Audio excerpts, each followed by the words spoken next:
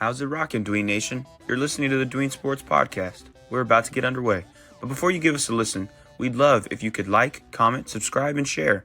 We are posting weekly sports content, and we want to build up the brand that is Dween Sports. Thank you all, and enjoy. Welcome in, Dween Nation. This is your host, Justin Paez, alongside Genoa Agudelo, and we're looking towards Week 11 to talk about the waiver wire, who to pick up for this home stretch, or who to stream for this week. Excited to talk about all of it, but before we do, how you doing, Genoa? Yo, Dween Nation. Justin, I'm doing good. Fresh off 4 victories in all my leagues, pretty much there. Nice. And so we're not satisfied, Justin. You know, we got to win next week. We got to make the playoff push. Dween Nation has to make a push for the playoffs. Everybody out there in Dween Nation, they're ready to get their hands on a fantasy championship, maybe some cash, some bragging rights, maybe some hardware, trophies, shirts, rings, whatever, Justin. So we're all in, Justin. It starts off, for the waiver wire. So Week 11 is a crucial, critical, must-have week. No matter what your record is, it is a must-have victory. Whether you're trying to secure the first seed, the second seed to get those buys, perhaps. Maybe you're at the bottom of the barrel and you won this week and you need to win this week, or you're in the middle of the pack and you're making that run for the playoff seeds. No matter what it is, I know everybody out there in Dewey Nation is ready for a playoff push. It starts now, Justin, with this episode. Waiver wire picks. It's a must-have this week for sure.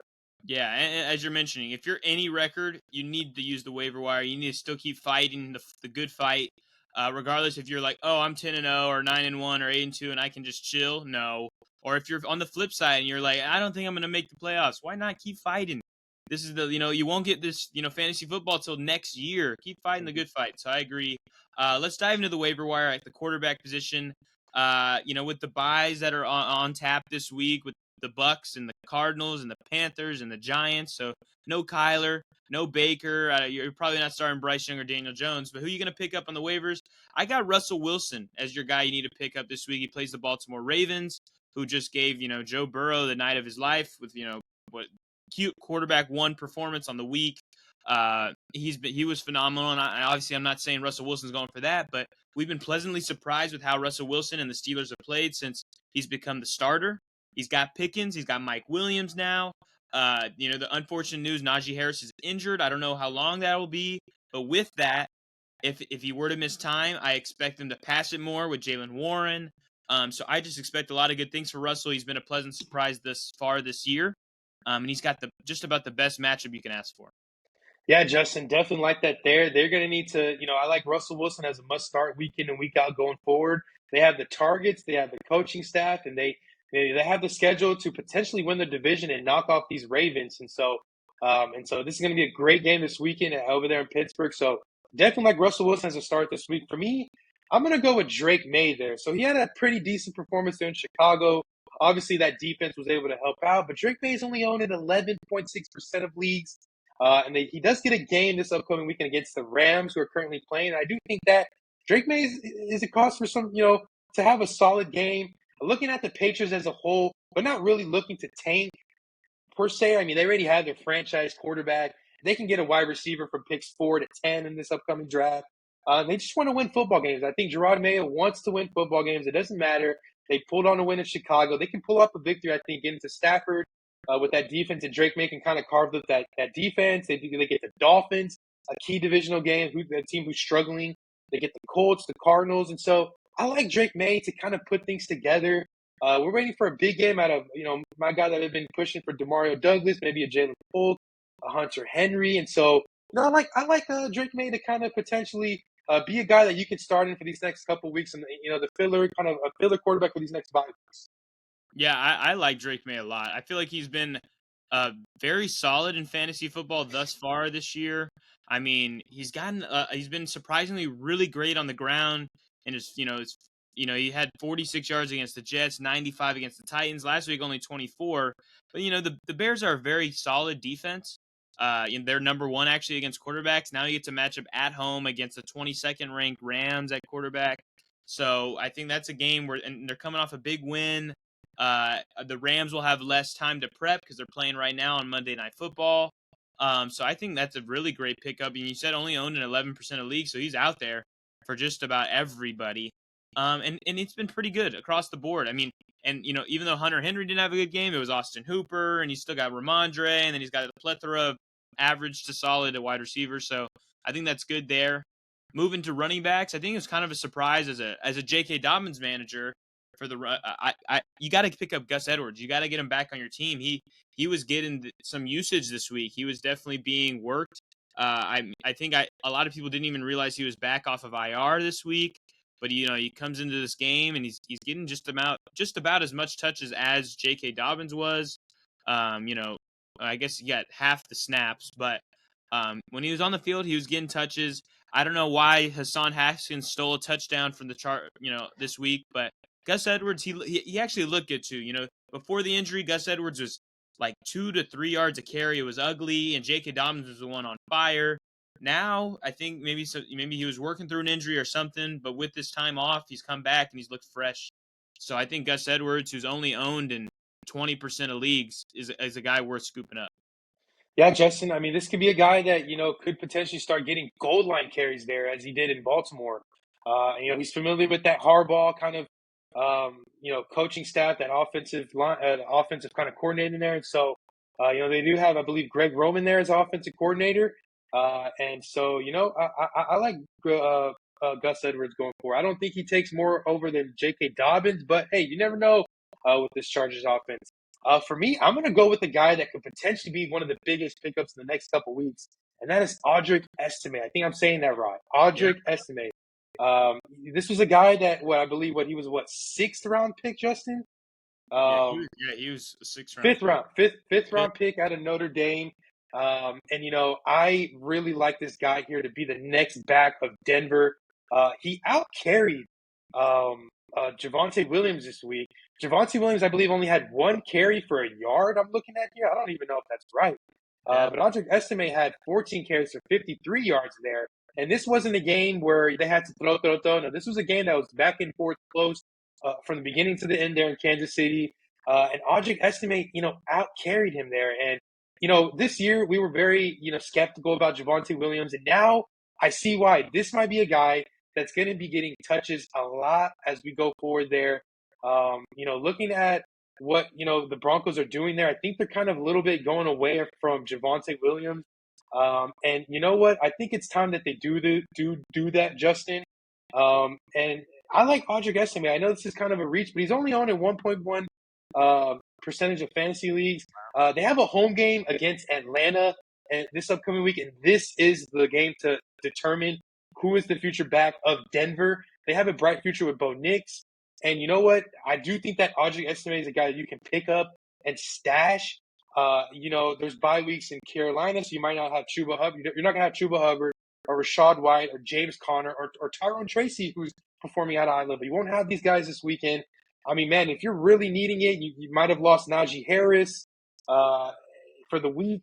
Why not throw in a guy in Audric Estime? I know that is a hot kind of take, a hot kind of start with Javonte still being healthy. But, hey, Justin, something has to be done with this Denver backfield. I think it starts with Audric Estime. I think this week really showed how we are out and the Broncos are out on Javonte Williams. He went from like 50%, 54% of snaps last week to 29%, while Audric went from 10% of snaps last week to 45%.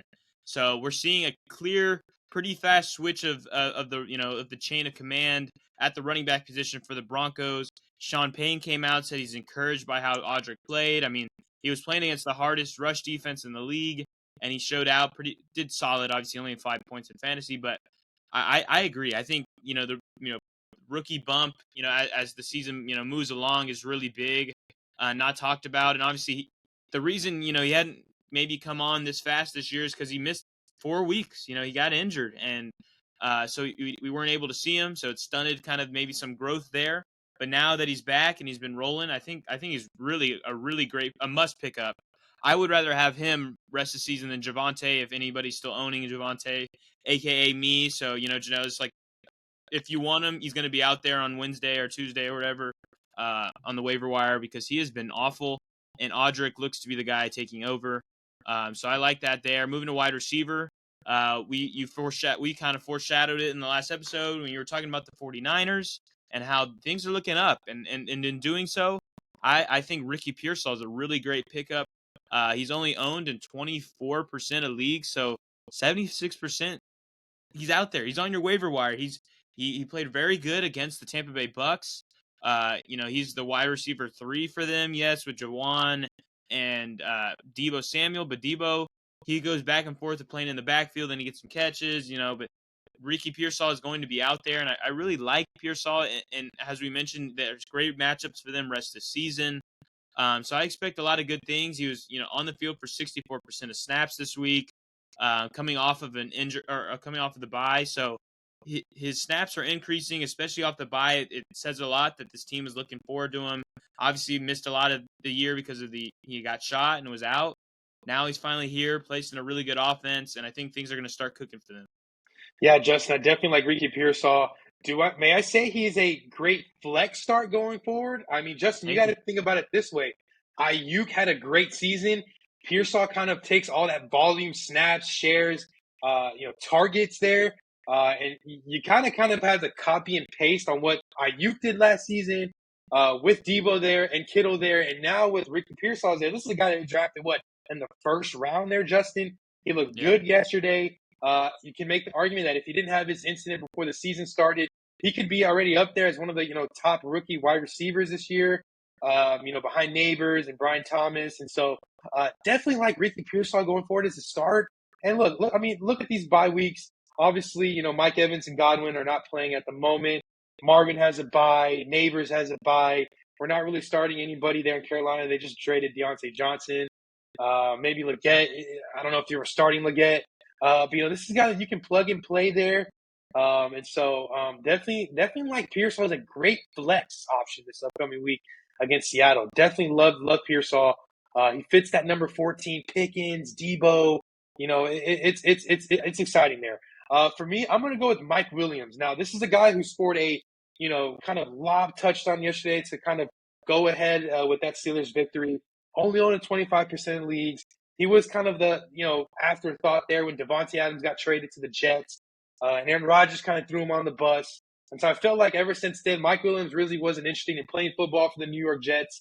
And so now he's on a new team with a great coaching staff, Justin, that has developed wide receivers since we have been watching football there, Justin. I mean, Mike Wallace, Antonio Brown, Hines Ward. I mean, George Pickens now. We can go on forever. Deontay Johnson. And so this is kind of the next kind of era of receivers there with Pickens being great. Obviously, have Calvin Austin, but now they have Mike Williams, a guy that brings that Mike Evans feel where he's a hawk, a ball hawk, a one-on-one guy. If he can get some man coverage on him, he's a guy that you can throw up and you can, his big hands are really going to snag it up. He did it all the time for Justin Herbert and those Chargers.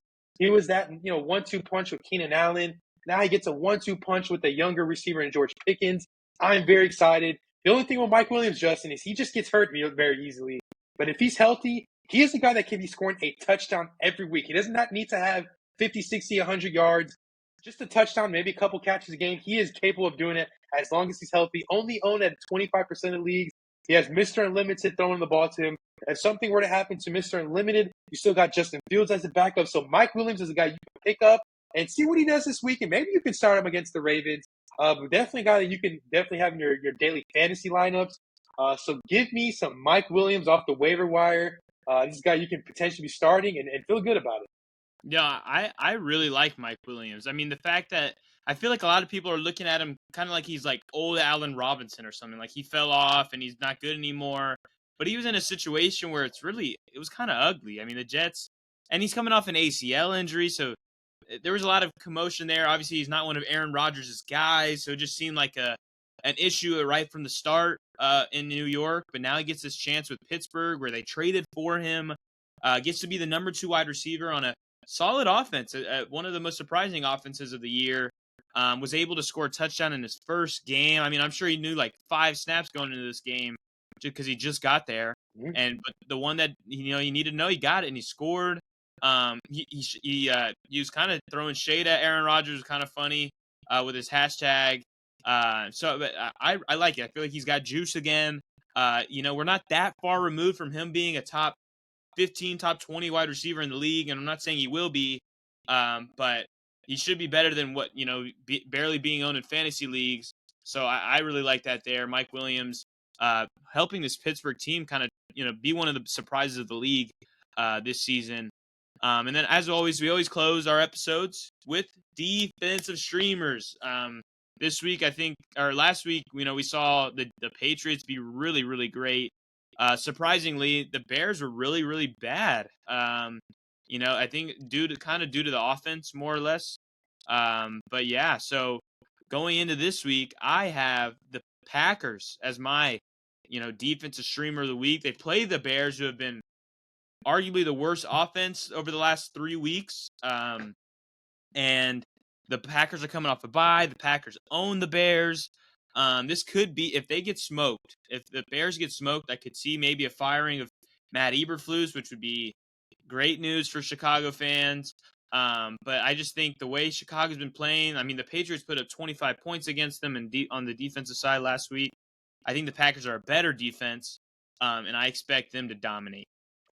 Yeah, Justin, the historically the past 10, 15, 20 years, I think that the Bears have only really dominated them maybe once or twice, whether that's been Brett Favre and Rodgers, maybe like Matt Flynn filling in for Rodgers, and now the Jordan Love era. And so they've been able to own the Bears. And you know what? I think that kind of continues. This, Packers defense have had a bye week. They've had time to rest. And this Bears, they just feel like they're already running on fumes there. The Eberflus with Caleb Williams experiment has not gone on well. I do think that even with the defensive head coach, their defense still isn't good. And they just need a new guy. They need something new there. I do see Caleb Williams be potentially great with offensive staff, but that's not the point. I like this Packers defense. They came off with an ugly loss there 2 weeks ago against the Lions at home. So they're going to be very ticked off. They kind of own Soldier Field, so they could probably dominate Caleb Williams in that kind of offensive that's been struggling a lot.